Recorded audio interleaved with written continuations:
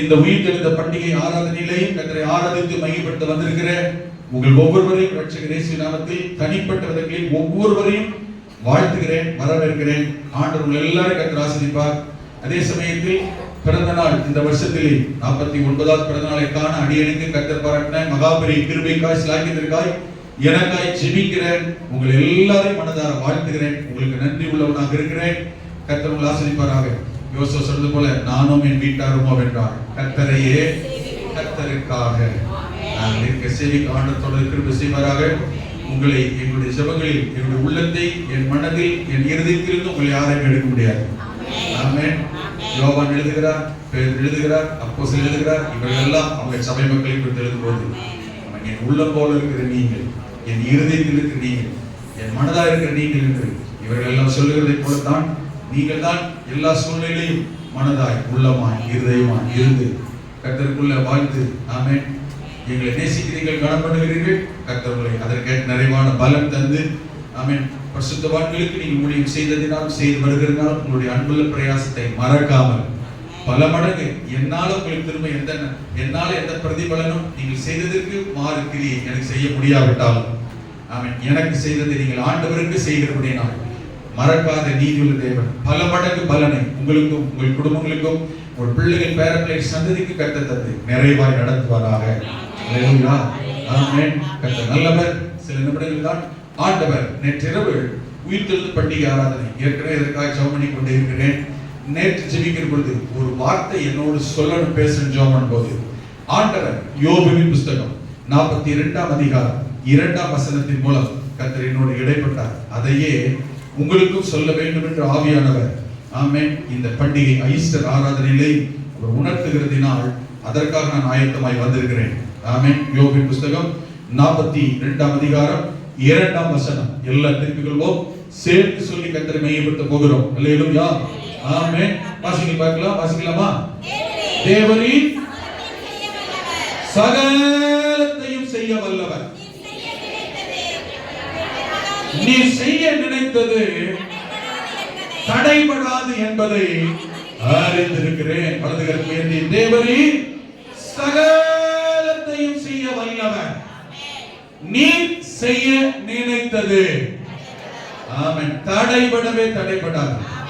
சொல்லுங்க, வலதுகரத்தை கர்த்தர் சர்வ வல்லவர், கர்த்தர் சகலத்தையும் செய்ய வல்லவர்.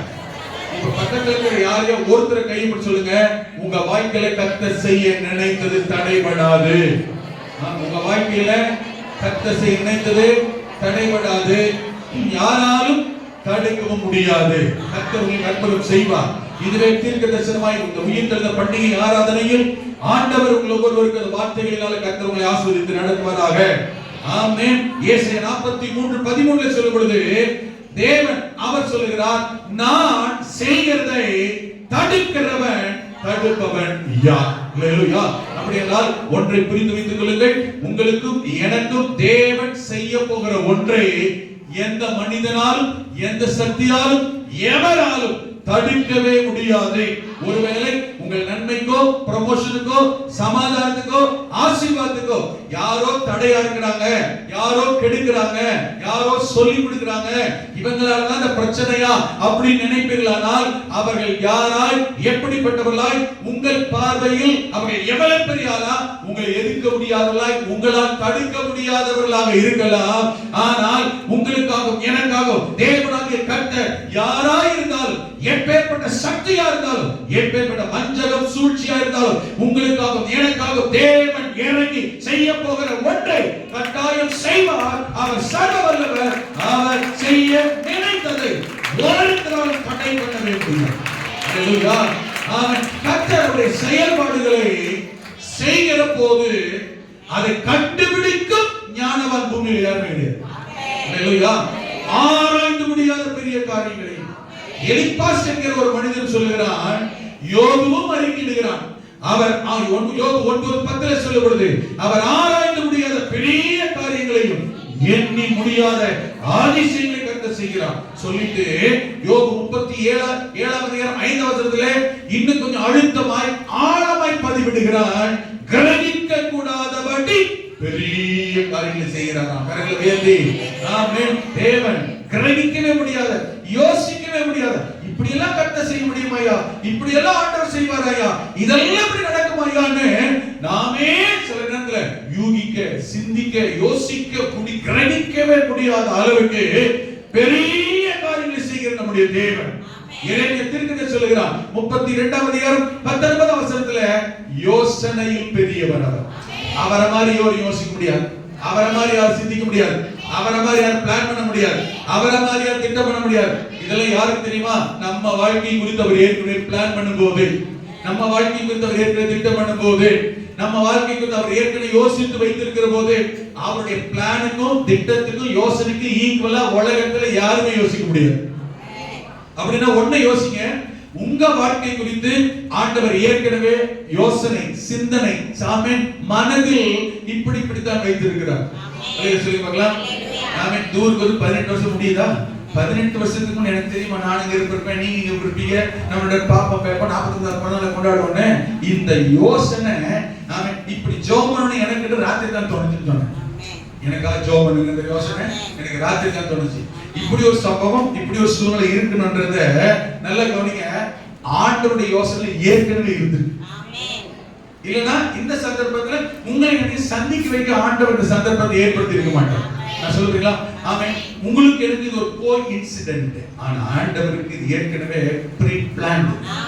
ஹalleluya. அவர் யோசனையில் பெரிய. இப்ப கூட பாத்தீங்கன்னா உங்க வாழ்க்கை குறித்து, உங்க எதிர்காலத்தை குறித்து, உங்கள் சூழ்நிலைகளை குறித்து நீங்கள் பலவித யோசனைகள் இருக்கலாம். ஆமென்.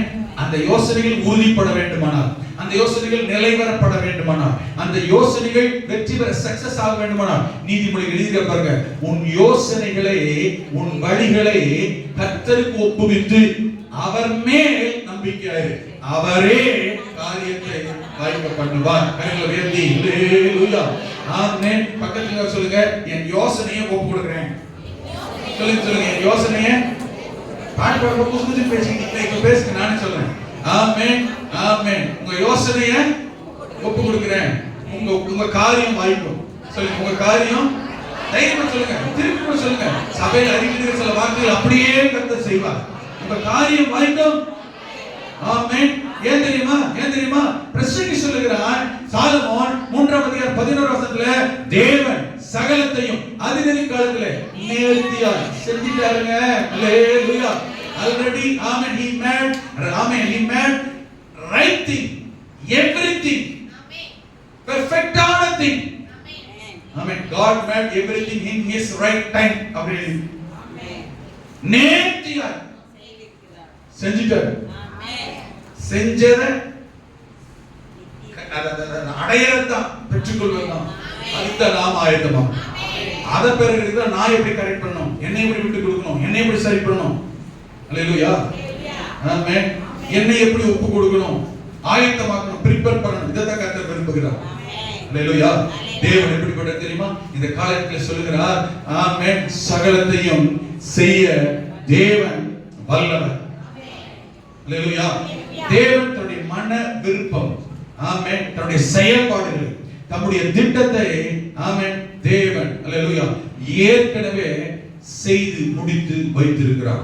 தேவன் சகலத்தையும் ஏற்கனவே திட்டம் பண்ணியிருக்கிறார். இதான் கவனிங்க, சுருக்கமா சொல்றேன். ஆண்டவர் பூமியை சிருஷ்டிப்பு, பூமியுடைய சிருஷ்டியை சிருஷ்டிக்கிறதை குறித்து ஏற்கனவே திட்டம் பண்ணி வைத்திருந்தார். அதில் மனிதனை எப்படி படைக்க வேண்டும் என்று திட்டம் பண்ணி வைத்திருந்தார். அந்த மனிதன் சாத்தானால் வஞ்சிக்கப்பட்டு பாவம் செய்து விழுந்து விட்ட போது மனிதனை கல்வாரி சிலுவையிலிருந்து மனிதனை மீட்க கல்வாரி சிலுவையிலே ரத்தம் சிந்தி மரிக்க வேண்டும் என்கிறதையும் ஆல்ரெடி அப்பவே கர்த்தர் திட்டம் பண்ணி வைத்து விட்டார். காலங்களில் பங்கு பங்காக வகை வகையாக தீர்க்கதரிசிகளால் பிதாக்களுக்கு திருவுளம் பற்றின தேவன் குறித்த காலம் நேரம் வந்த போது 2025ஆம் வருஷங்களுக்கு முன்பதாக இந்த பூமியிலே கன்னியின் வயிற்றிலே மரியாள் வயிற்றிலே பரிசுத்த ஆவியானவரால் இயேசு என்கிற பெயரிலே மாம்சத்தில் பிறந்து 33 வருஷம் வாழ்ந்து உங்களுக்காக எனக்காக நித்திய ஜீவனில் நீங்கள் நான் போய் சேர வேண்டும் என்பதற்காக ஆமென் கல்வாரி சிலுவையிலே ரத்தம் சிந்தி மரித்து அடக்கம் பண்ணப்பட்டவர் வெள்ளிக்கிழமை. 3ஆம் நாள் இதே போல ஒரு நாள் இயேசு மரித்தேன் ஆனால் இதோ சதா காலங்களிலும் ஜீவனோடு இருக்கிறேன், மரணத்துக்கும் பாவத்துக்கும் முடிய பெருங்குளை உடையவராய் இருக்கிறேன் என்று சொல்லி மரணத்தையும் சாத்தானையும் ஜெயித்து கல்லறை விட்டு உயிரோடு எழுந்து வந்தவர் ஆண்டவர் இயேசு. ஹalleluya. ஆமென். Praise the lord. அவன் பேதுரு எழுதுகிறார் 3ஆம் அதிகாரம் 18ஆம் வசனத்துல ஒரு சுவிசேஷத்தையே இயேசுவின் தேவனுடைய திட்டத்தையே ஒரே வசனத்துல குறிப்பிடுகிறான் பாருங்க. 3:18ல ஆமென் பிரைஸ் காட். 15 போட்டோமா? 18 ஏனெனில் கிறிஸ்து நம்மை தேவனிடத்தில் சேர்க்கும்படி. ஏன் கிறிஸ்து தேவனிடத்தில் நம்மை சேர்க்க வேண்டும்? நாம் ஆதாம் ஏவாள் காலத்தில் தேவனை விட்டு என்ன செய்தோம்? தூரப்பட்டு. அதனால நம்ம என்ன செய்யணும்? ஆண்டவர் இருப்போம் அவரோடு சேர்க்க வேண்டும். அதற்காக என்ன செய்தார்? அநீதி உள்ளவர்களுக்கு பதிலாக. நீங்க எப்படிப்பட்டவங்க? பரிசுத்தவான்களா? நீதி உள்ளவர்களா? அநீதி உள்ளவர்களுக்கு அநியாயம் பண்ணிட்டோம். அநீதி உள்ளவர்களுக்கு பதிலாக அவர் நீதி உள்ளவர். நீதி உள்ளவராய் நம்முடைய பாவங்களை நிமித்தம் ஒரு தரம் பாடுபட்டார். ஆமென். உங்களுக்காக எனக்காக சிலுவை மரணத்தை பாடை ஆண்டவர் அனுபவித்தார், ஏற்றுக்கொண்டார். பாடுபட்டார். அவர் மாம்சத்திலே கொலையுண்டு. மாம்சத்திலே மரித்து போனார். ஆமென். கொலையுண்டு மரித்து போனார். ஆவியிலே ஆவியானவரால் உயிர்ப்பிக்கப்பட்டார். இன்றைக்கு உயிரோடு இருக்கிறார். அல்லேலூயா. ஆமென். Praise God. ஆமென். இதைத்தான் கவனிங்க. இந்த வார்த்தையை தான் ஆமென் கிட்டத்தட்ட 4000 ஆண்டுகளுக்கு முன்பதாகவே யோபு, கிட்டத்தட்ட 3600 ஆண்டுகளுக்கு முன்பதாக யோபு அறிக்கையிட்டான். யோபு புத்தகம் 19ஆம் அதிகாரம் 25ஆம் வசனத்தில் அவன் சொன்னான், என் மீட்பர் உயிரோடு இருக்கிறார். கரங்களை தட்டி ஹல்லேலூயா. ஆமென். என் மீட்பர் உயிரோடு இருக்கிறார் என்றும் அவர் கடைசி நாளில் பூமியின் மேல் நிற்பார் என்றும் நான் அறிந்திருக்கிறேன். எனக்கு தெரியும். ரெண்டே வார்த்தையை இதை கவனித்து முடிக்க போகிறோம். ஆமென். இந்த யோபு அவரை யாராக பார்த்தால் சகலத்தையும் செய்ய வல்லவர், அவரை யாரும் தடுத்து நிறுத்த முடியாத அளவுக்கு பெரியவர். அல்லேலூயா. அதே சமயத்தில் அவர் எப்படிப்பட்டவராக இருக்கிறார் என்றால் ரெண்டு காரியத்தை, தேவனுடைய தன்மையை, கேரக்டர், அவர் யார் என்கிறதை ரெண்டு காரியத்தை குறிப்பிடுகிறார். ஒன்று, அவர் என் மீட்பர். கரங்களை உயர்த்தி அல்லேலூயா. அன்னைக்கே யோபுக்கு தெரிஞ்சிட்டீங்க, ஆபிரகாம் முற்பிதாக்கள் வாழ்ந்த காலத்தில் வாழ்ந்தவன் இந்த யோபு. நல்லா புரியுதுங்களா? அந்த காலத்தில் வாழ்ந்த, அந்த நாட்களில் இருந்த அந்த யோபு அன்றைக்கே அவன் இரட்சகரை குறித்து, மீட்பரை குறித்து, இயேசு கிறிஸ்துவின் மீட்பை குறித்து, இரண்டாம் வருகை குறித்து அன்றைக்கே தெளிவாய் சொன்னார். என் மீட்பர் உயிரோடு இருக்கிறார். அல்லேலூயா. என் மீட்பர் அவர் யாரு? ஆமென். சர்வ வல்லவர் யாரு? எனக்காக யாவையும் செய்கிறவர் யாரு? அவர் செய்யறதை தடுக்க முடியாத அவர் தீர்வு செய்கிறவர் யாரு? அவர் மீட்பர். அல்லேலூயா. அவர் மீட்பர். கொஞ்சம் கவனிக்கணும். என் மீட்பர். ஆமென். அவர் உயிரோடு இருக்கிறார். அவர் மரிக்கல. மரணம் அவரை தடுக்கல. கல்லறை அவரை தடுக்கல. சாத்தான், அரசாங்கம், உலகம், அதிகாரம் அவரை தடுத்து நிறுத்த முடியல.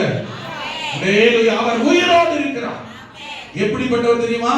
மீட்பர், மீட்கிறவர், ரட்சிக்கிறவர், விடுவிக்கிறவர், ரிடீமர், காப்பாற்றுகிறவர், மீட்பர். அன்னைக்கே யோபுடைய வாழ்க்கையில் மீட்பர். கவனிங்க, இந்த வார்த்தையை அவர் மீட்பர், என்னை மீட்டு எடுக்கிறவர். எதிலிருந்து?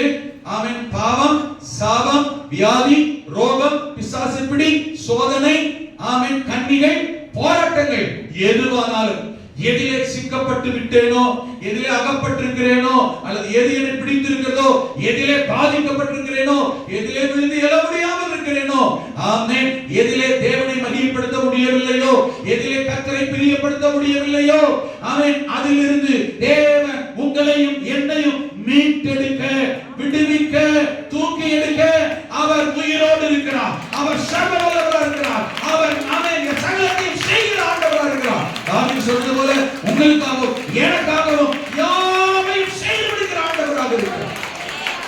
அல்லேலூயா. என் மீட்பர். இந்த வார்த்தையை, இந்த அறிக்கையை எந்த சூழ்நிலையிலோ அறிக்கைதான் தெரியுமா? இந்த வார்த்தை என் மீட்பர், அவர் என் மீட்பர் யார்? இந்த வார்த்தை எப்ப சொல்ல தெரியுமா? நல்லா இருக்கும் போது இல்ல, சுகமா இருக்கும் போது இல்ல, ஆசீர்வாதமா இருக்கும் போது இல்ல, சௌக்கியமா இருக்கும் போது இல்ல. இந்த வார்த்தை யோபு எப்ப சொன்னா தெரியுமா? அவர் என் மீட்பர்னு. ஆமென். ஆமென். 10 பிள்ளைங்க செத்து போச்சு. சொத்து சுகமெல்லாம் 7000 ஆடு போச்சு, 3000 ஒட்டகம் போச்சு, 500 ஏறு மாடு போச்சு, 500 கழுதை போயிடுச்சு, 10 பிள்ளைகளும் செத்து போயிடுச்சு. ஏன்? கட்டின மனைவி காவலிலும் சாவில் மரணத்திலும் சுகத்திலும் சுகவீனத்திலும் ஆமென். நானே கடைசி வரையில் என்ன செய்ய மாட்டேன், சாகர வரையிலும். நீ சாகர வரையிலும். ஆனா யோபு சாகலையே, அப்படி சொல்லி கை பிடிச்சவ. ஆமென். யோபு சொன்னா, நேற்று வாசிக்கும் போது நான் வாசித்தேன். யோபு சொன்னா, என் சுவாசம் என் மனைவிக்கு வெறுப்பாய் போச்சு. இவன் நிலம் அப்படி. ஆமென். எல்லாரும் போயிட்டாங்க, யாருமே இல்லை. சரி, எல்லாம் போட்டோம். நான் மாத்திரம் எலும்பி நடமாட, நல்லா சாப்பிட, வேலை செய்ய, திடகாத்திரமா தெம்பா இருந்தேன்னு வச்சுக்கோங்களேன், எனக்கு ஒரு தைரியம் இருக்கும். என்னதான் நடக்கும் நடக்கட்டுமே, நான் நல்லா தான் இருக்கேன், எனக்கு ஒண்ணு கிடையாது, என்னை யாரும் ஒண்ணு பண்ண முடியாது. ஓகேவா? ஆனா யோபோட நிலைமை என்ன தெரியுமா? யோபோட நிலைமை தெரியுமா? உச்சத்தில் உள்ளங்கள் வரையிலும் பருக்கள், மேல சட்டை போட முடியாதுங்க, பனியன் போட முடியாதுங்க, இன்னஸ் போட முடியாதுங்க.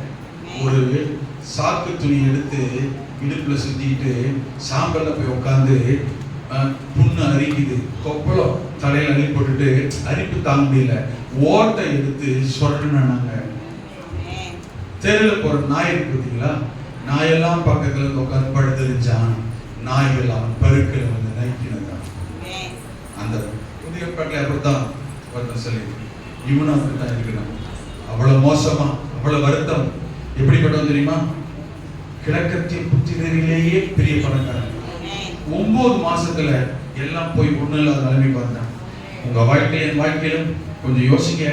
நம்ம இருக்கிற இப்ப இருக்கிற நம்முடைய ஆசீர்வாதம், பொசிஷன், அந்தஸ்து, வருமானம், வசதி வாய்ப்பு, சுகபலன் எல்லாத்துலயும் நமக்கு ஏதாவது ஒரு குறைஞ்சிருது, நமக்கு ஏதாவது ஒரு பாதிப்பு வந்தது, என் பேர் கெட்டு போயிடுது, அல்லது நான் வருத்தப்படுற மாதிரி கோவப்படுற மாதிரி யாராவது இன்னொருத்தன் எவனை ஏதோ பண்ணிட்டான், யாராலே பிரச்சனை, என் பிசினஸ் விரோதமா நஷ்டம் பாதிப்பு நான் அடைஞ்சிட்டேன் அப்படின்னு சொன்னா, இன்னைக்கு இருக்கிற பொசிஷனை விட்டு நம்முடைய நிலைமை, அந்தஸ்து, சுகபலன், ஆசீர்வாதம், ஆரோக்கியத்தை விட்டு ஏதாவது ஒரு சின்ன பிரச்சனை பாதிப்பு நமக்கு ஏற்பட்டுட்டா நம்முடைய மனநிலைமை, நம்முடைய இருதயம், நம்முடைய உள்ளம் எப்படி இருக்கு? நான் நொந்துக்கிறது வேற, நான் கஷ்டப்படுறது வேற, புலம்புறது இஷ்டம் இயல்பு எல்லாருக்குமே. சரியா? கை கால் இடுப்புல வந்துட்டு பாருங்க, என்ன செய்யறது தானாக, ஐயோ கால் வலிக்குது, இந்த வலி என்ன பண்றது, எந்த தைலம் போட்டாலும் கேட்க மாட்டேங்குதே, ஏதோ ஒரு பிரச்சனை. இது புலம்புறதெல்லாம் வேற, நல்லா கவனிங்க.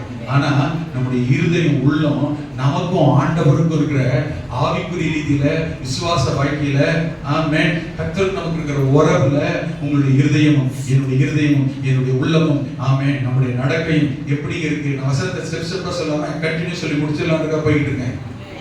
உங்களுக்கு புரியுதா? இல்லைன்னா 3 பாயிண்ட் இருக்கு, 9 பாயிண்ட் இருக்கு, 3ல 3 பாயிண்ட் இருக்கு. அதனால வசனத்தை தனித்தனியா வச்சுக்க, அப்படியே நான் கண்டினியூ அப்படியே முடிக்க நினைக்கிறேன். இல்லையா? ஆமாம், நேரம் ஆச்சு பார்த்தீங்களா? அதனால கவனிங்க. நம்முடைய இக்கட்டுல, நம்முடைய நெருக்கத்துல, நம்முடைய பிரச்சனைகள்ல கொஞ்சம் யோசிங்க. குடும்பத்தில் கணவன் மனைவி பிரச்சனை, ஏற்கனவே நான் சொன்னேன். கணவன், ஏன்னா ரொம்ப நாளா அந்த சிந்தனைக்கான ஜெபம் இருக்கிற சபையில நிறைய பேர் அது பாதிக்கப்படுறாங்க. பாதிப்புகளுக்கு சபை கர்த்தருக்கு காமிச்சிருக்கிறார். அதனால கட்டாயம் அதை ஜெபம் பண்ணி மீட்டெடுக்க வேண்டியது உங்களுடைய ஜெபிக்கிற என்னது நம்முடைய கடமை.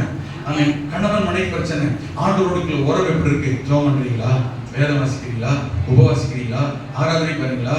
ஆமென். என் பக்கத்து வீட்டுக்காரனுக்கு உங்களுக்கு பிரச்சனை, கர்த்தரை ஆராதிக்க முடியுதா? ஜெபம் பண்றீங்களா? அவன் நல்லா தான் இருக்கான், மற்றவன் நல்லா தான் இருக்கான். குடும்பத்துல போராட்டம், உங்களுக்கு ஆண்டவருக்கு இருக்கிற உறவு எப்படி இருக்கு? யோபு நல்ல கவனி, என் மீட்பர்னு சொன்னான். யோபுக்கு கர்த்தர் மீட்டெடுத்தார். சொல்லுவாங்க. அவன் சொன்னான், தேவரீர் சகலத்தையும் செய்ய வல்லவர். இந்த வார்த்தை என்ன சொன்னா தெரியுமா? முடியாத போது, புண்கள் எல்லாம் அழுகி இருக்கும் போது, நாளி இருக்கும் போது, மனைவி விட்டுட்டு போயிட்டா, மனைவி நம்ம அப்பா வீட்டுக்கு போயிட்டா, மனைவி யாருமே கூட இல்ல, மகன் இல்ல, யாருமே கூடல. நண்பர்கள் வந்தவனும் தூர உட்காந்து வெந்த புள்ள வேலை பார்த்த மாதிரி நீ என்ன பண்ணியோ என்ன பண்ணாரோ, ஆமென், இந்த வார்த்தை இருக்கும். தயவு செஞ்சு உங்களை ஆமென் கையெடுத்து மறுபடியும் சொல்றேன். யாருடைய வீழ்ச்சி குறித்தும், யாருடைய இயலாமை குறித்தும், யாருடைய கஷ்டத்தை குறித்தும், யாருடைய போராட்டமான பாதிப்பான நிலைமை குறித்தும் தயவு செஞ்சு ஆமென் விமர்சனம் பண்ணாதீங்க. நாளைக்கு அவங்களுக்கு, நாளைக்கு உங்களுக்கு. ஆமென். பைபிளே சொல்லுது, மற்றவனை குற்றவாளியாக தீர்க்கிறவனே யார்? ஒன்று நீ அப்படி இருக்க, அல்லது நீ அதில் விழ போற. தயவுசெய்து சொல்லக்கூடாது. அதில் குறிப்பா ரட்சிக்கப்பட்டவர்களை குறித்து சொல்லாதீங்க. ரட்சிக்கப்பட்ட தேவனுடைய பிள்ளைகள், சபை மக்கள், விசுவாசிகள், ஆண்டுடைய பிள்ளைகள் சொல்லிக் கொள்கிறவர்கள் என்னை மட்டும் இல்ல, நான் உங்க பாஸ்டர்க்காக இல்ல, நான் உங்க ஊழியக்காரருக்காக என்னை பற்றி சொல்லாதீங்க. நான் மட்டுமல்ல, என்னை குறித்து மட்டுமல்ல, உலகத்தில் இருக்கிற எந்த ஊழியக்காரன் குறித்தும் தயவு செஞ்சு தவறாக சொல்லவோ, தவறாய் விமர்சனம் பண்ணவோ, தவறான காரியங்களை ஃபார்வர்டு பண்ணவோ கூடவே கூடாது. சமீபத்தில் ஊழியக்காரர் குறித்து தவறான காரியங்கள் உலகம் முழுக்க பரப்புனது எல்லாம் இவங்க போய் பக்கத்துல இருந்து பார்த்த மாதிரி. யாரா பாத்தீங்களா? அந்த ஞாயிற்றுக்கிழமை அவர் அரெஸ்ட் பண்ணி கூட்டிட்டு போகும்போது எனக்கு சாப்பிடவே முடியல. பார்த்து தனிப்பட்ட விதங்களில் அவர் பாடலை குறித்து, ஆராதனை குறித்து, அவர் நடத்துறதை குறித்து எல்லாருக்கும் விமர்சனம் இருக்கு. நானே பாடல, நம்ம சபையில் அவர் பாட்டதையும் பாடுறோமா? கிடையாது. எப்படி எதிர்பாராம அப்படி பாடுறோம், இது வேற. ஆனா ஒரு மனுஷன் தப்பு செஞ்சுட்டான், பாதிக்கப்பட்டுட்டான், எவனோ ஒருத்தர் சொல்லிட்டான், அது ஊழியக்காரன் உடனே மறைஞ்சிக்கிட்டு ஏன் வர்றாங்க? அந்த ஆளு கூட செஞ்சுட்டாரு. மறைமுகமா இருந்தாலும் எவ்வளவு பேருக்கு எத்தனை நன்மை செஞ்சிருக்காரு தெரியுமா உங்களுக்கு? தெரியுமா? அதெல்லாம் கண்டுபிடிக்க தெரியல. ஒரு மனுஷன் செஞ்ச நன்மையில உடனே மறந்துட்டு பாருங்க, இதுதான் உலகம். ஆனா கர்த்தர் விட்டுருவாரு. விமர்சனம் வச்சு தேவையில்லாம வார்த்தைகளை பரப்புறதா பத்தீங்களா? இவங்க கர்த்தர் விட மாட்டார். யாரு கர்த்தர் விட மாட்டார் தெரியுமா? பரப்புறாங்க பத்தீங்களா? குடும்பம் பைபிள் ஆதாரம் இருக்கு, வசன ஆதாரம் இருக்கு. என்ன செய்யறது தெரியுமா? பிடிச்சு விட்டுறாரு. நானும் பாஸ்டர் ராஜ்குமாரும் அங்கதான் இருக்கிறேன் பார்த்துட்டு, நானும் பாஸ்டர் ராஜ்குமாரும் சாயங்காலம் உட்காந்து ஜோம் பண்ண இருக்கேன். தெளிவா சொன்னேன், இது ஒரு பலன் சுமத்தப்படுகிற குற்றம். மாம்சத்தில் உட்காந்து யோசிக்கும். இந்த முடிச்சுட்டு குதிரை ஓட்டுறாங்களா? வெளிநாட்டுக்கு வெள்ளக்காரி ஊரா போய் சுத்தி பார்க்கிறாரு. விளங்குதா? அங்கெல்லாம் நான் பிரச்சனை எழுத மாட்டுவாங்க. சின்ன பிள்ளைங்க பிளான் பண்ணி குடும்பத்தார் மாட்டி விட்டது. அது நமக்கு நியாயத்திற்கு மாட்டி விட நமக்கு தேவையில்லை. உண்மையாகவே இருக்கட்டும். பரப்பராக உங்களுக்கு இருந்தா இது யாரோட வேலை தெரியுமா? வெளிப்பட்டு 12ஆம் அதிகாரத்துல பிசாசு சாத்தானோட வேலை. யாரா தப்பு பண்ணீங்கன்னா மன்னிப்பு கேளுங்க. இனிமே அப்படி யாரை குறித்து சொல்லாதீங்க.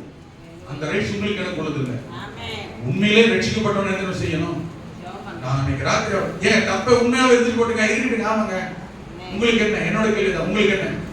நீங்க ரட்சித்தீங்களா? நீங்க மீட்டீங்களா? நீங்க ஜாமீன் கைது போட போறீங்களா? குற்றம் இல்லாதவன் மேல் கையை நீட்டி குற்றம் சுமத்தி குற்றம் இல்லாமல் போகிறவன் யார்?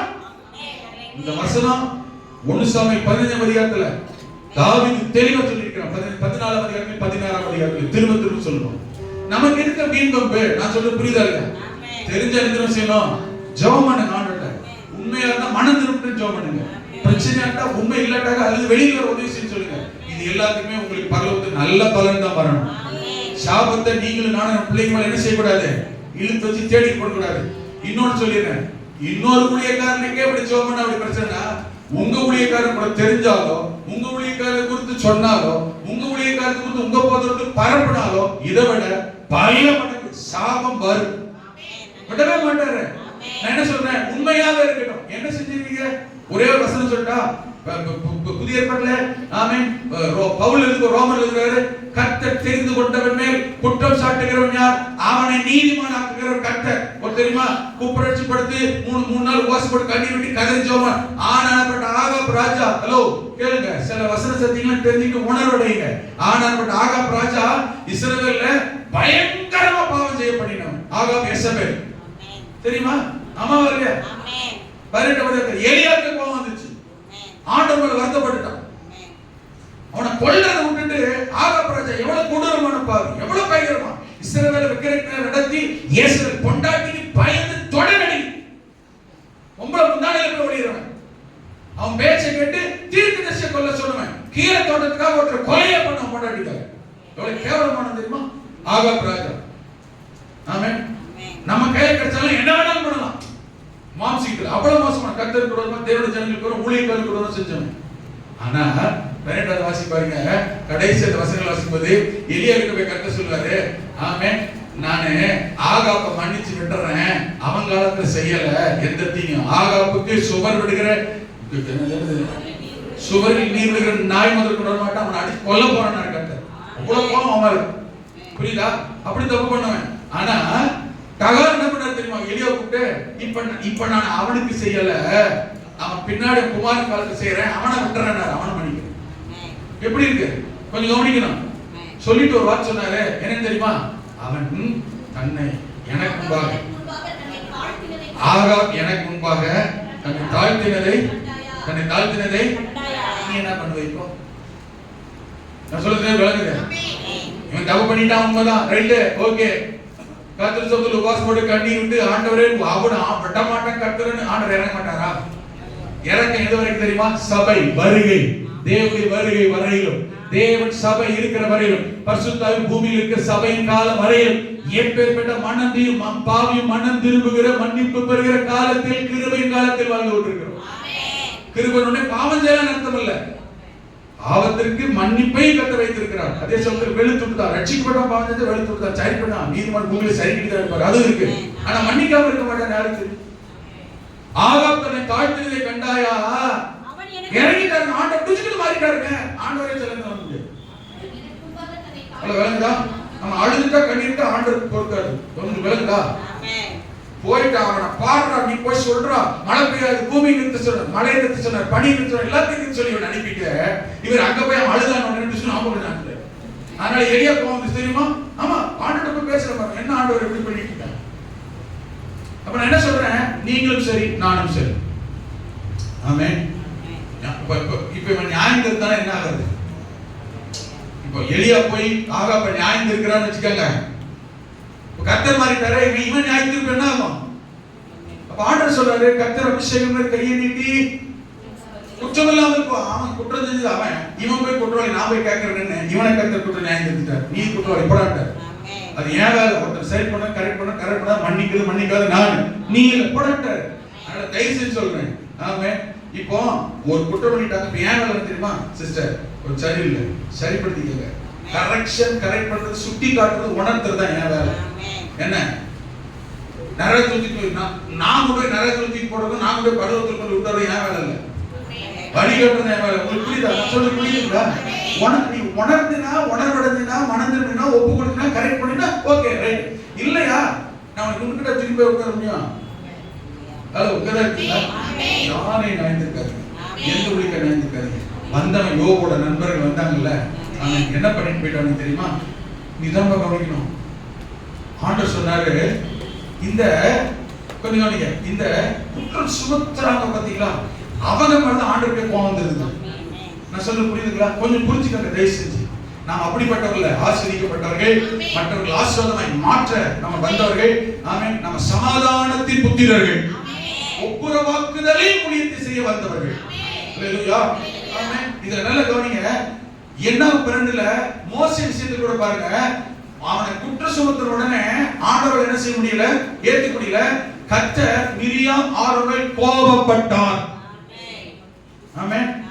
ஓகேவா? நல்லா புரிஞ்சுக்கங்க. நியாயம் கேட்க போனேன், குற்ற சுமத்த போனேன், சொல்லி கட்ட போனேன், சண்டைக்கு போனேன், நீ தப்பு செஞ்ச, அதனால செய்ய வந்திருக்கேன், உனக்கு யார் அரேஞ்ச் பண்ணுது? நான் சொல்ல புரியுதுங்களா? அல்ல, குடும்பத்தார கரெக்ட் பண்றது வேற, ஆமென், பிள்ளைகளை கரெக்ட் பண்றது வேற, சபையார் கரெக்ட் பண்றது, ஏன் பொறுப்புல இருந்து நான் செய்ய வேண்டியது வேற.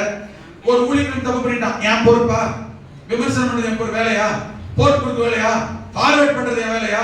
பரப்புறது என் வேலையா? இதான் சொல்லிருக்கேன். ஒரு நாள் உங்களுக்கு தேவையில்லாத காரியத்துக்கு சொன்னக்காரனா உங்க பாஸ்டா, பரப்புறது உங்க வேலை இல்ல. ஜெபம் பண்ணுங்க கர்த்தருடைய சமூகத்துல, அதுதான் உங்களுக்கு நன்மை கொண்டு வரும். உங்க பலவீனங்கள் அதுதான் உதவி செய்யும். நீங்க தவறும் போது அதான் பாதுகாக்கும். அப்புறம் கிருபை இறக்கம் உங்களுக்கு வெளிப்படும். அதை விட்டு ஃபார்வர்ட் பண்றது, எனக்கெல்லாம் அந்த கண்ட செய்தி எனக்கு எந்த விஷயத்தை ஃபார்வர்ட் பண்ற, எனக்கு நீங்க டெய்லி வசனம் அனுப்பி என்ன செய்ய சில நான் அனுப்புனா திரும்ப எனக்கு வசனம் அனுப்புறது. இந்த வேலையை நிறுத்துக்கு முதல்ல நானே இவங்களுக்கு வசனம் அனுப்பிக்கிட்டு இருக்கேன் குரூப்ல, எனக்கு அவங்களுக்கு ஒரு வசனம். ஒரு ஜபகுரி போட்டா ஜெபம் பண்றையா, அப்ரிஷியேட் பண்றதுல இப்ப அந்தோனி அனுப்புவார், நான் போறேன்னாக்க அவருக்கு வசனம் அனுப்ப மாட்டார். ஆமென், பிரைஸ் லார்ட். அப்ப நான் பார்த்தா எனக்கு உற்சாகமா இருக்கும். என்னன்னு, ஓ வசனத்தை பார்த்தாரு, இந்த வார்த்தை தொட்டிருக்குன்னு. அது வேற. நான் அனுப்புனா திரும்ப கர்த்தராகிய இயேசு கிறிஸ்து நீ விசுவாசி, அப்புறம் நீ விட்டாச்சு எனக்கு அனுப்பி திருப்பி. ஏன் எத்தனை சரி என் செல்லுல எத்தனை குரூப் தெரியுமா, எத்தனை வாட்ஸ்அப் நம்பர் இருக்கு தெரியுமா, எவ்வளவு ஸ்டோரேஜ் பண்றது, ரெக்கார்டிங் ஆக மாட்டேங்குது. நான் ஒரு வசனம் பதில் எனக்கு ஒரு வசனம் செய்விடா பண்றீங்க. ஆமென். அவர் அரெஸ்ட் பண்ணிவிட்டார்கள், பாஸ்டர் தெரியுமா? பாப்பா ரெண்டு பேரும் ஜாமீன்ல இருக்கலாம். மூஞ்சி மோதே இல்ல.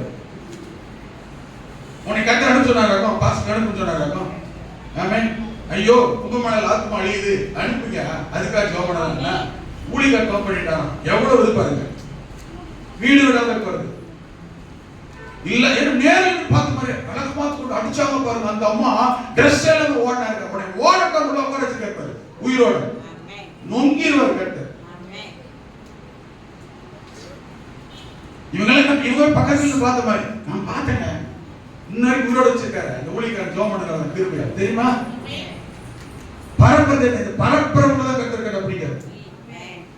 பைபிள் சொல்லிருக்கு குற்றத்தை மூடுதல், குற்றத்தை மறைத்தல், குற்றத்தை தொட போறதில்லை. இது பேரு இத கர்த்தர்ட்ட சொல்லிட்டு கரெக்ட் பண்ண பாக்குறது. ஆமென். நான் சொல்றது புரியுது? யோபோட விஷயத்துல பாருங்க, கடைசி அதிகாரத்துல பாருங்க, யோபுடைய சிநேகிதருமே என் கோபம் மூடுகிறது சொன்னது யார் தெரியுமா? இதெல்லாம் வசனம் சொல்லிட்டு உங்களுக்கு உங்க மேல என் மேல தயவு செஞ்சு கர்த்தர் இப்படி ஒரு கோபம் மூண்டவே கூடாது. நான் சொல்றது புரியுது? நீங்க இந்த ரெண்டு நண்பர்கள் பிரச்சனை, 3 பேர் இருக்காங்க, வெங்கடேஷ் நம்ம பிரவீன் 3 பேர் இருக்காங்க, இவங்களுக்குள்ள ஒரு பிரச்சனை. அப்ப அவங்களுக்குள்ள கரெக்ட் பண்ணலாம், அது தப்பு இல்ல. தம்பி நீ பண்ணாத, நீ சரியில்லை, நீ ஜெபம் பண்ணு கொஞ்சம், அவங்களுக்குள்ள கரெக்ட் பண்ணலாம். ஒருத்தர் கரெக்ட் பண்றது, உணர்த்துறது, புத்தி சொல்றது வேற. நான் சொல்ற கான்செப்ட் புரியுதா?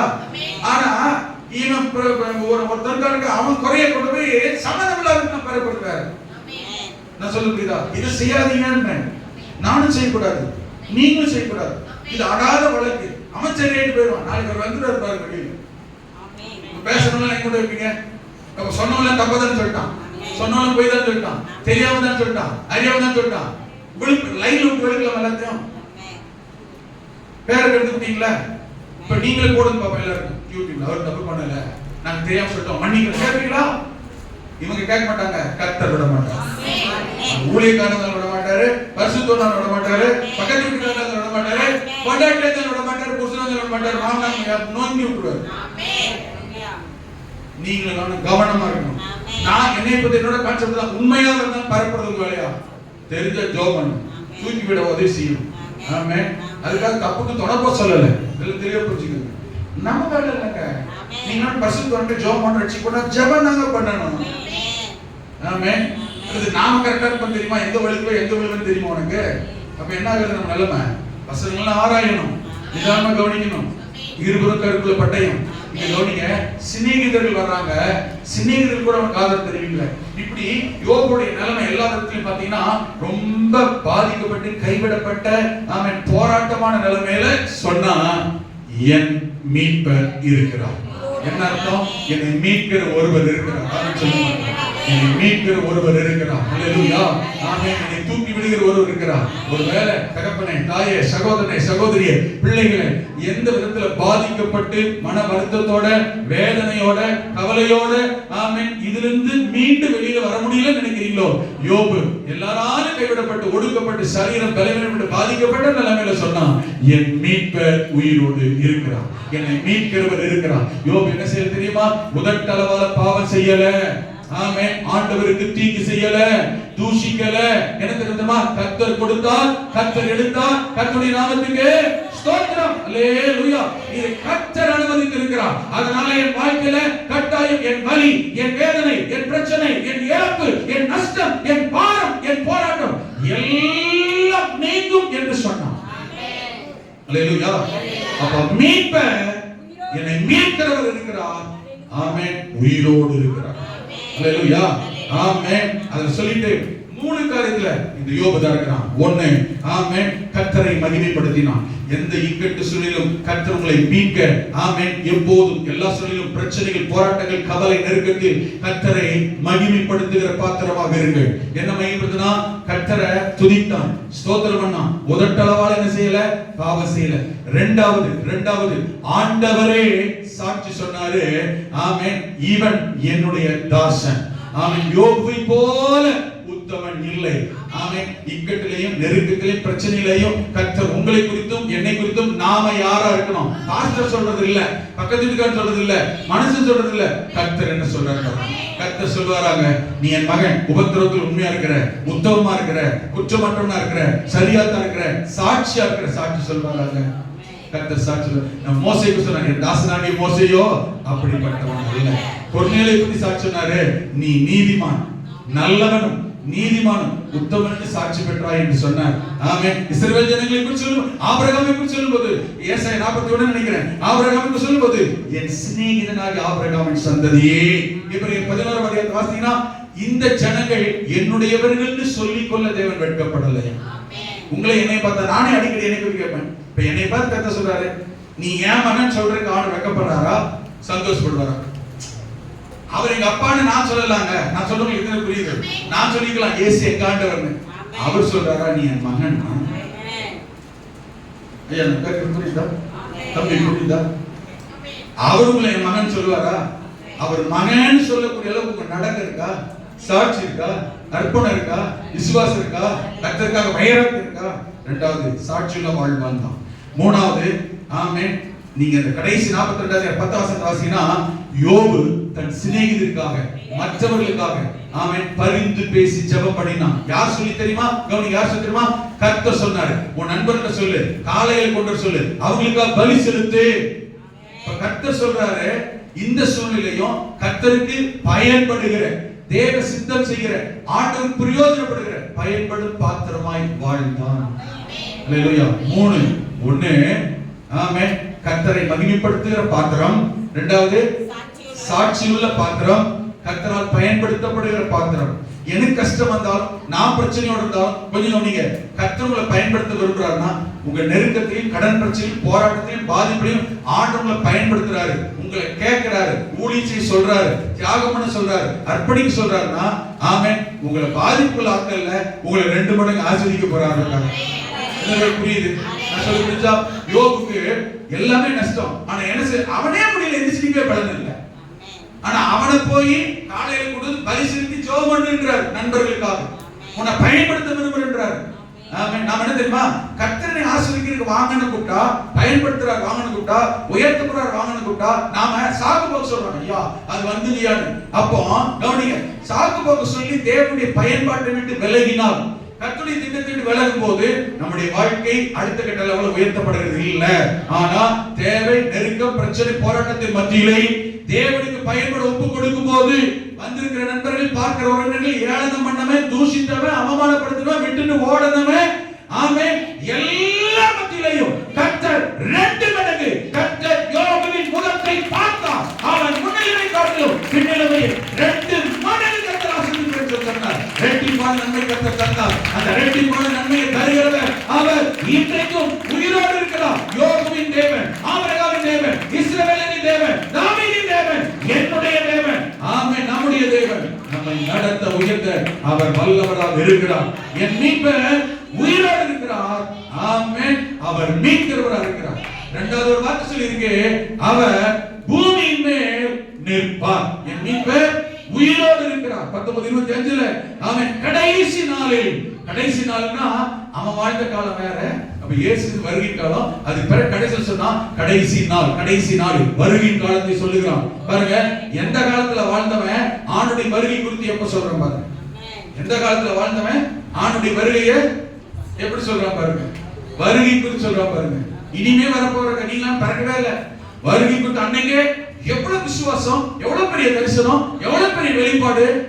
ஆண்டுடைய வருகை குறித்து 3500 வருஷத்துக்கு முன்ன வாழ்ந்தவன் சொல்றான் பாருங்க, கடைசி நாளில் பூமியின் மேல் நிற்பார். அந்நிய கண்கள் அல்ல, அவர் வருகையை என் கண்களும் பார்க்கும். அப்படின்னா என்ன அர்த்தம்? நானும் வருகையில் இருப்பேன். எவ்வளவு நம்பிக்கை, எவ்வளவு நம்பிக்கை. ஆமென். இந்த காலை நேரத்தில் அந்த சர்வ வல்லவர், உயிர் கொடுத்தவர், உயிரோடு இருக்கிறவர், மீட்பர், கடைசி நாளில் மறுபடியும் வரப்போகிறவர். யோவான் 14 1-3 வசனம் வரைக்கும் வாசிக்கிறோம். 18 வசனத்தில் சொல்லப்பட்டிருக்கிறது, ஆமென், உங்கள் இருதயம் கலங்காதிருப்பதாக. இயேசு மரித்தெழுந்து உயிர்த்தெழுந்து போகும்போது இஸ்ரவேல் ஜனங்கள் எல்லாம், சீஷர்கள் எல்லாம் பரிதவிக்கிறாங்க, ஐயோ போறாரே நம்ம நிலைமை என்னன்னு. அப்ப சொல்றாரு, நான் போகிறது உங்களுக்கு பிரயோஜனமாக இருக்கும், நான் போகாவிட்டால் தேற்றரவான உங்களிடத்து வராது. சரி, நான் எனக்கு உங்களிடம் மேல பரலோகத்துக்கு வரேன்னா, நான் போய் உங்களுக்காக ஒரு ஸ்தலத்தை பரலோகத்தில் ஆயத்தம் பண்ண போகிறேன். அப்ப ஆண்டவர் என்ன பண்ணிருக்காரு? மேல உங்களுக்கு எனக்காக ஒரு ஸ்தலத்தை, நீங்க நான் வரையில கூட்டு போனா சூப்பர் இடத்துல குடி இருக்கணும்ல, ஜம்மன் இருக்கணும்ல, மேல ஏறி ஏற கூடாது இல்ல, கால் வலிக்குது 2 வலிக்குது இல்ல. அல்லேலூயா, ஆமென். நல்ல கவனிங்க, நல்ல கவனிங்க. இப்ப நீங்க இருக்கிறவங்க என்ன வசதி வாய்ப்பா இருக்கீங்க, ஆமென், இதை விட பல பல பல மடங்கு டாப்பா இருக்கீங்க. அல்லேலூயா. அப்படி ஒரு ஆயத்தம் பண்ணி கொண்டிருக்கிறேன். ஆயத்தம் பண்ணின பெண், இப்ப எனக்கு ஒரு வீடு கட்ட வச்சுக்கோங்க, என் வீடு கட்டிட்டு மேல, என் வீடு கட்டி முடிஞ்சிச்சுன்னு வச்சுக்கோங்க, ஒண்ணு என்னை கூட்டு போயிருவாரு, இல்லன்னு வச்சுக்கோங்களேன் வரதுக்குள்ள கட்டி முடிச்சுட்டு வருவாரு. அல்லேலூயா. ரெண்டு நடக்கும். ஆமென். ஐயோ போயிட்டாரே. அல்லேலூயா. போயிட்டாரே. சந்தோஷமா. அல்லேலூயா. உங்களுக்காக ஒரு ஸ்தலத்தை ஆயத்தம் பண்ண போகிறேன். அப்ப ஆயத்தம் பண்ணிட்டு இருக்காரு. அப்ப 12 வசனம் சொன்னாரு, கலங்காதீர்கள், மறுபடியும் வந்து உங்களிடத்தில் வந்து உங்களை அழைத்து கொண்டு போக வருவேன். அப்போஸ்தலர் 1:11 சொல்லப்பட்டிருக்கிறது, எப்படி உங்கள் கண்களுக்கு எழுந்தருளி போனாரோ மேகத்தின் மேல் அப்படியே வருவார். அல்லேலூயா. 1 தெசலோனிக்கேயர் 4 சொல்லப்பட்டிருக்கிறது, மேகங்களுடனே கூட மத்திய ஆகாயத்தில் வந்து இறங்குவார். அல்லேலூயா. அப்போ முதல் வருகை, ரகசிய வருகை, சபை எடுத்துக்கொள்ளப்பட போவதற்காக வருகிறார். யோபு சொன்னா பூமியின் மேல் இருப்பார், அது பகிரங்க வருகை. பூமியை நியாயந்திருக்கும்படி வந்து ஒலிவ மலையில் ஆண்டவர் இறங்குவார். அதையே தரிசித்தான் நம்ம வருகையில் கர்த்தரை கைவிட மாட்டார், கூட இருப்பட நம்பிக்கை இருந்தது. இந்த வருகையில் ஆண்டவரோடு போய் சேர வேண்டுமானால் நல்ல கவனிங்க, நாம இழக்க கூடாதவைகள், நாம் ரட்சிக்கப்பட்ட நாம் ஆமென் ஆமென் உறுதியை பிடித்து எச்சரிக்கை இருக்க வேண்டியவைகள் என்று ஒன்று இருக்கிறது. 4 வசனம் குறித்துக் கொள்ளுங்கள். நம்பர் 1 ஆமென். ஆட்டுக்குட்டி பரலோகத்துக்கு போனோம்னா அங்க ஒரு விருந்து நடக்குது. பரலோகத்துல 19 அதிகாரம் வெளிப்படுத்தல ஆட்டுக்குட்டியானுடைய 6-7 வசனம் குறிச்சுக்கங்க. ஆட்டுக்குட்டிய பரலோகத்துல நடக்கும். நீங்களும் போயிட்டு அங்க பெரிய விருந்து இருக்கு. ஆட்டுக்குட்டியானுடைய கல்யாண நாள். நீங்களா மணவாட்டி ஆமென் சொல்லுங்க பார்க்கலாம். ஆட்டுக்குட்டியோட கல்யாண நாள் வந்தது. மணவாட்டி தன்னை ஆயத்தப்படுத்தினார். கல்யாண வஸ்திரம் என்று ஒன்று உண்டு. அது ரட்சிப்பின் வஸ்திரம், பரிசுத்த வஸ்திரம், மீட்பின் வஸ்திரம் என்று உண்டு. இந்த கல்யாண வஸ்திரத்தை குறித்து மத்தேயு 22 அதிகாரம் 11 வசனம் சரியா குறிச்சுக்கங்க. கல்யாண விருந்து நடக்குது. முன் அடையாளமா அங்க ஒரு கல்யாண வஸ்திரம் எல்லாம் உள்ள போறான். கல்யாண வீட்டுக்குள்ள கல்யாண வஸ்திரம் ஃப்ரீயா தான் கிடைச்சது. ஆனா அத வாங்காம எங்கயோ எப்படி எங்க உள்ள நுழைஞ்சா கல்யாண வஸ்திரம் இல்லாம, இந்த கல்யாண வஸ்திரம் இல்லாமல், ரட்சிப்பின் வஸ்திரம் இல்லாமல், அலங்கார வஸ்திரம் இல்லாமல், பரிசுத்த வஸ்திரம் இல்லாமல் ஆமென் கல்யாண வீட்டில் பரலோக ராஜ்யத்தில் பிரவேசிக்க முடியாது. ரட்சிப்பின் வஸ்திரம் என்கிற அந்த கல்யாண பரிசுத்த வஸ்திரத்தை பெற்றுக்கொண்ட நீங்களும் நானும், ரட்சிப்பின் வஸ்திரத்தை உடுத்தி இருக்கிற நீங்களும் நானும் அந்த ரட்சிப்பின் வஸ்திரத்தை இழந்து போகாதபடி வெளிப்படுத்தல் எழுதுற சபைக்கு எழுதும்போது முன் நிர்வாணமாகிய அவலட்சணம் தோன்றாதபடி ரட்சிப்பின் வஸ்திரத்தை உடுத்தி கவனமாக இருப்பாயாக. என்று ஒன்று, நாம் பெற்றுக்கொண்ட ரட்சிப்பின் வஸ்திரம் ஆகிய பரிசுத்த வஸ்திரத்தை இழந்து போகாதபடி கவனமாக இருந்தால் மீட்பர் வருவார். வருகையில் போய் அவரோடு கூட இருப்போம். இரண்டாவது சொல்லப்பட்டிருக்கிறது ஆமென் ஸ்தோத்திரம். அங்க ஆமென் வெளிப்படுத்தின விசேஷம் 20 அதிகாரம் 15 வசனத்தில் சொல்லப்படுது, ஜீவ புஸ்தகத்தில் பெயர் எழுதப்பட்டவனாக காணப்படாமல் போனவன் எவனோ அவன் அக்கினி கந்தம் எரிகிற கடலில் தள்ளப்பட்டானாம். அப்ப கவனிங்க, ஆமென் ஜீவ புஸ்தகத்துல எக்காரணத்தை கொண்டும் உங்க பேரும் என் பேரும் எழுதுனதை பிரிக்க கூடாது. அல்லேலூயா. உங்க பேர் எப்ப ஜீவ புஸ்தகத்தில் எழுதி இருக்கிறதுக்காக கர்த்தருக்கு ஸ்தோத்திரம். உங்க பேர் எப்ப கர்த்தர் ஜீவ புஸ்தகத்தில் எழுதி இருக்கிறதுக்காக கர்த்தருக்கு ஸ்தோத்திரம். அல்லேலூயா. அந்த எழுதப்பட்ட பேரை எக்காரணத்தை கொண்டு செய்யக்கூடாது, பிரிக்க கூடாது. ஜீவ புஸ்தகத்தில் பேர் எழுதப்பட வேண்டும் என்றால் ஆமென் நீங்களும் நானும் ஒவ்வொரு நாளும் நம்முடைய ஆவிக்குரிய ஜீவியத்தை காத்துக் கொள்ளுகிறவர்களாக இருக்க வேண்டும். சுவிசேஷத்தில் நாம் நிலைத்திருக்க வேண்டும். ஊழியத்தில் ஊழியக்காரர்கள் இணைந்திருக்க வேண்டும். அல்லேலூயா. அப்ப ஜீவ புஸ்தகத்தில் பெயர் எழுதப்படாதபடிக்கு கிறுக்கி போடுவதற்கு எந்த விதத்திலும் காரணங்கள் வந்துவிடக் கூடாது. அதில் கவனமா இருக்க கர்த்தர் கிருபை செய்வாராக. மூன்றாவது, எபிரேயர் நிருபம் 6 அதிகாரம் 10 வசனத்தில் சொல்லப்பட்டிருக்கிறது. 24 நினைக்கிற சபை கூடி வருதலை சிலர் விட்டு விடுகிறது போல. ஏன்னா நாளானது சமீபத்து வருகிறது எவ்வளவாய் அறிந்திருக்கிறீர்களோ. என்ன நாள்? வருகையின் நாள். வருகையில் போய் சேர வேண்டுமானால், வருகையிலே எடுத்துக்கொள்ளப்பட வேண்டுமானால், மீட்பரோடு உயிர்த்தெழுதலில் பங்கு பெற வேண்டுமானால் சபை கூடி வருதலை, ஹலோ சபை கூடி வருதல் மிக மிக மிக மிக முக்கியம். சபை கூடி வர்றதுக்கு, சபைக்கு வராம போறதுக்கு, ஆராதிக்காம போறதுக்கு, தேவனை தேட போறதுக்கு யார எதை காரணம் காட்டுறீங்களோ அவங்களுக்கு அதுக்கு ஆபத்து. கர்த்தர் இருக்கிற இடத்துல, கர்த்தர் வைக்கிற இடத்துல சூழ்நிலை எதை கொண்டு வச்சோம் அது விக்கிரகம். அது புருஷன் தந்தரே, மாமன் தந்தரே, பேத்தியன் தந்தரே, பேரன் தந்தரே, மருமகன் தந்தரே, மருமகள் தந்தரே, மகன் தந்தரே, மகளான் தந்தரே. சபைக்கு வர ஆராதிக்க தேவனை தேட யார காரணம் காட்டினாலும் அது விக்கிரகம். ஆண்டவர் வெறுக்கிற நம்பர் 1 பாவம். தேவன் வைக்கிற இடத்துல இன்னொரு வச்சுட்டு சாக்கு போக்கு சொல்லிட்டு ஊரைய மாத்தி தெரியுது விக்கிரகம். ஆமென். என்னுடைய மகிமையை விக்கிரகங்களுக்கும் வேறொருவருக்கும் கொடுங்க. அல்லேலூயா. சபைக்குள்ள ஆராதனை நீங்க எப்படி இருக்கீங்க? வாரந்தோறும் நாட்கள் ஆராதனை இருக்கு.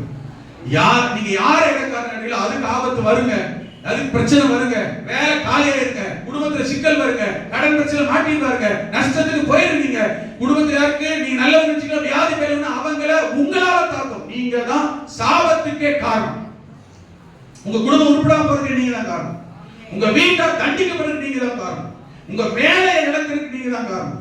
உங்க மருமகன் நல்லா வாழாம போறதுக்கு நீங்க தான் காரணம். ஏன் தெரியுமா? முக்கியத்துவம் யாருக்கு? நான் சொன்னவங்களுக்கு எல்லாம் கர்த்தருக்கு இல்ல. அல்லேலூயா. சபை கூடி வருது. ஆமென். முதல்ல நீங்க ரட்சிக்கப்பட்டவங்க கிறிஸ்தவங்க ஞாயிற்றுக்கிழமை ஆராதனைக்கு சபைக்கு போயிருவீங்கன்னு உங்க வேலை செய்யறதுக்கு குடும்பத்திலும் வீட்டுக்கு சொந்த பந்த ஜாதிகளுக்கு தெரியும். சீக்கிரம் கிறிஸ்டியனாகவே பரலோகத்துக்கு போக முடியாது.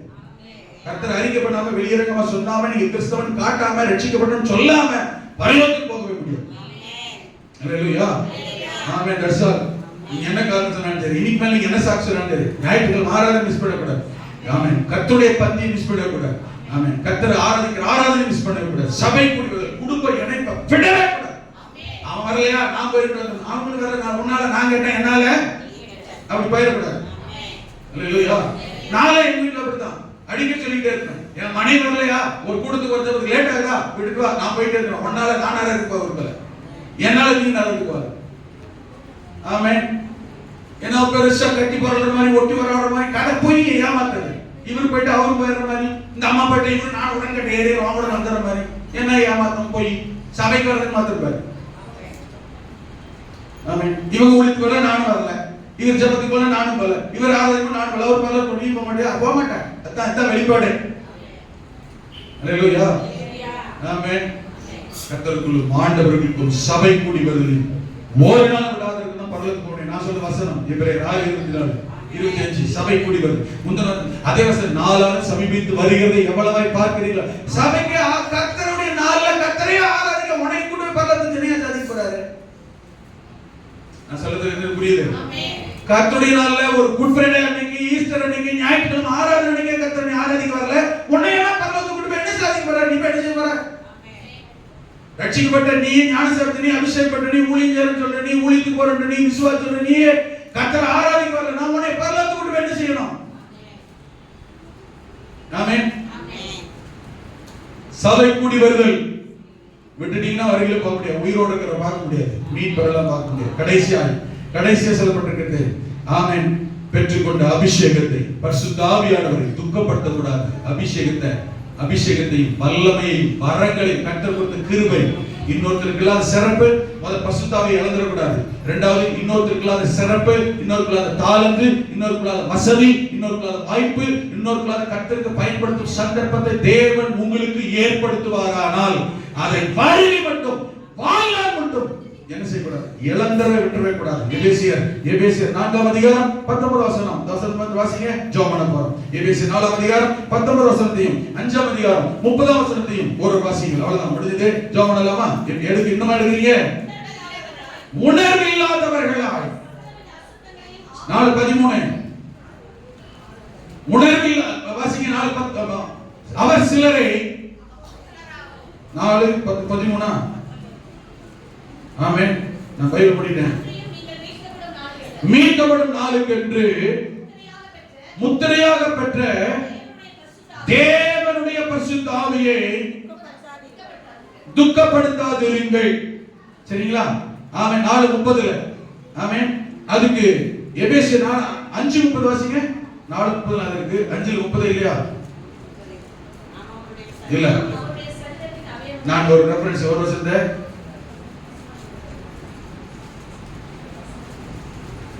13 மன்னிக்கணும். 1:13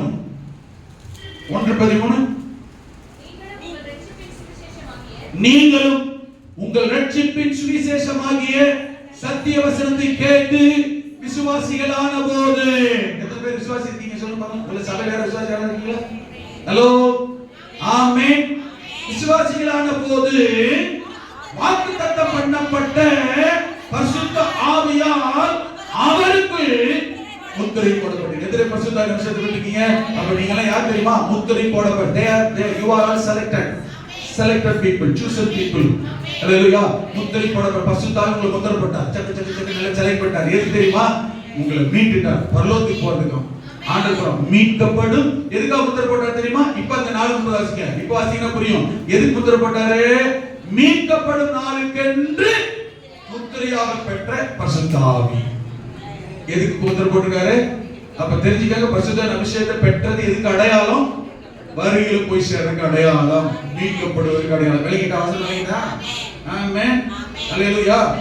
அடுத்த வார்த்தை சொல்லுது, அந்த மீட்கப்படினால் கட்டப்பட்ட பரிசுத்த ஆவியானவரை எந்த சூழ்நிலையும் எந்த காரணத்தை முன்னிட்டும் என்ன செஞ்சிடாதீங்க, துக்கப்படுத்திடாதீங்க. துக்கப்படுத்தினா மீட்கப்பட முடியாது, அருகில போய் சேர முடியாது. விளங்கிட்டா?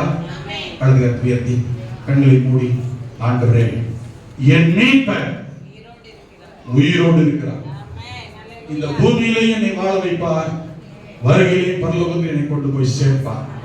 அவர் சகலத்தையும் செய்ய வல்லவர். நல்ல கரங்களை தட்டி கர்த்தரை மகிமைப்படுத்த பார்க்கலாம்.